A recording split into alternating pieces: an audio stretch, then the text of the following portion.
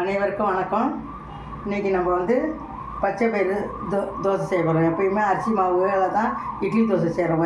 எல்லாம் ஒரே மாதிரியே இருக்குது. அதுக்காக இது வந்து அரிசி உளுந்து பச்சை பயிறு எல்லாம் ஒரு டப்பா எடுத்து இவக்கால ஊற வச்சுருக்கிறேன்.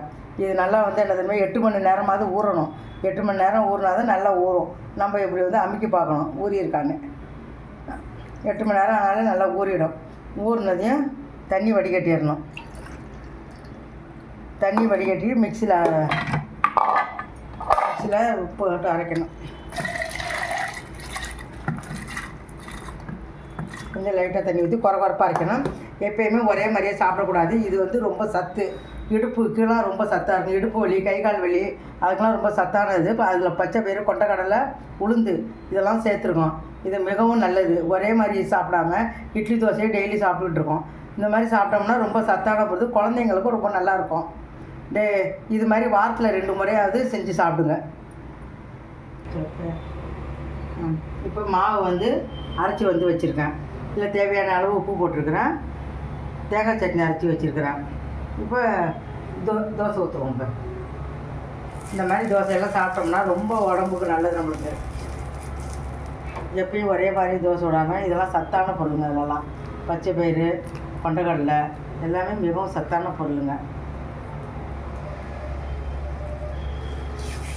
தோசை ஊற்று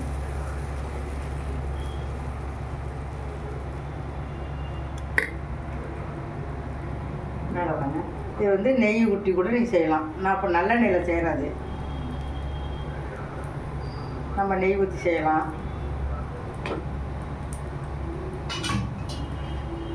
மூடி போடுங்க.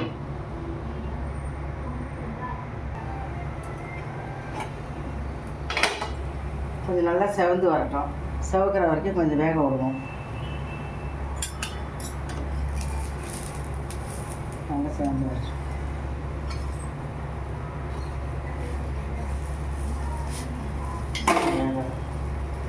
இதில் வந்து தக்காளி சட்னி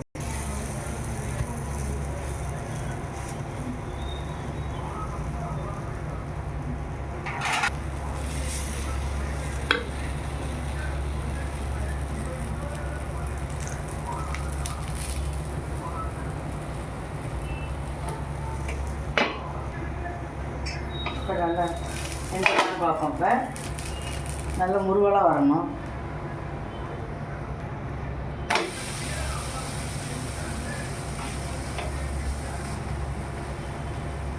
குழந்தைங்களுக்கு நிறைய கொடுங்க. ரொம்ப சத்து குழந்தைங்களுக்கெல்லாம். இப்போ வர்ற குழந்தைங்களுக்கெல்லாம் சத்தே கம்மியாக இருக்குதுங்க. ரொம்ப இந்த மாதிரிலாம் செஞ்சு கொடுங்க. குழந்தைங்களாம் ரொம்ப கை கால் வலி, முட்டி வலி, மூட்டு வலி பெரியவங்களுக்கும் நல்லது, சின்னவங்களுக்கும் நல்லது.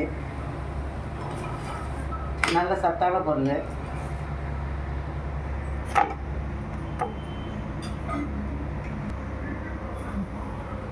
தேங்காய் சட்னி வச்சுருக்கேன்.